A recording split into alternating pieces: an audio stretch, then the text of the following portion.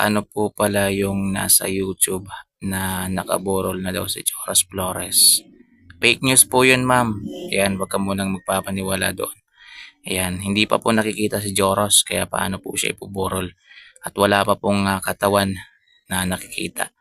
Ayan, so wag muna kayong magpapaniwala dito po sa mga gumagawa ng content na nakita na. Ayan, katulad yan, nakaburol na daw.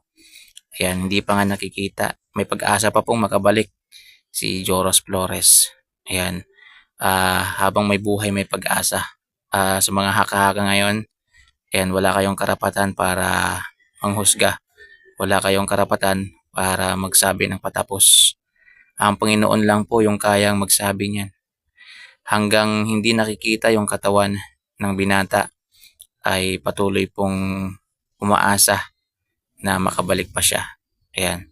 So wag muna kayong magpapaniwala sa mga lumalabas ngayon na mga fake news sa social media.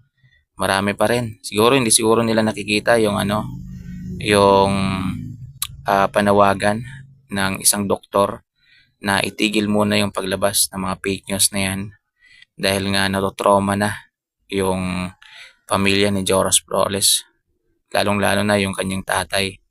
Kasi dito sa mga sari-saring lumalabas na fake news about po sa pagkawala po ng kanyang anak. Ayan. So, alam niyo naman siguro yung mga lumalabas ngayon. Ayan, na nakuha daw si Joros ng elemento. Ayan, kinuha daw ng matandang babae. Ayan. May foul play yan. Mga ganyan po. So, gumugulo po si isip ng pamilya ni Joros Flores. Kaya sana itigil na nila. Hanggang ngayon po naglalabas pa rin sila.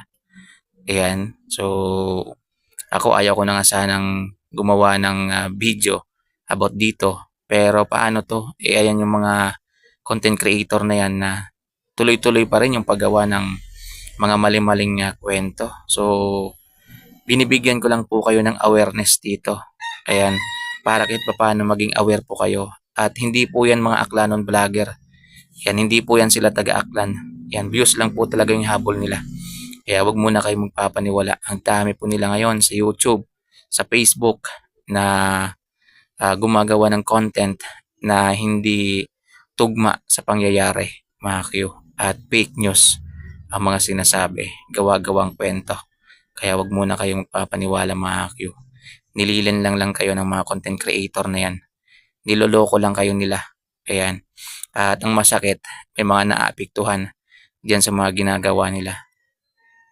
Siyempre yung pamilya ni Joros Flores, yung tatay niya. Ayan, alam nyo kasi yung tatay po ni Joros, tahimik lang kasi na tao eh. Ayan, hindi po siya pala salita. Pero malalim po siya. Ayan, kaya nga ngayon tahimik na po siya masyado at hindi na po siya tumatanggap ng mga interview. Na trauma na po siya. Kaya please lang, itigil nyo na po yung mga fake news na yan. Wala po kayong maidudulot na maganda.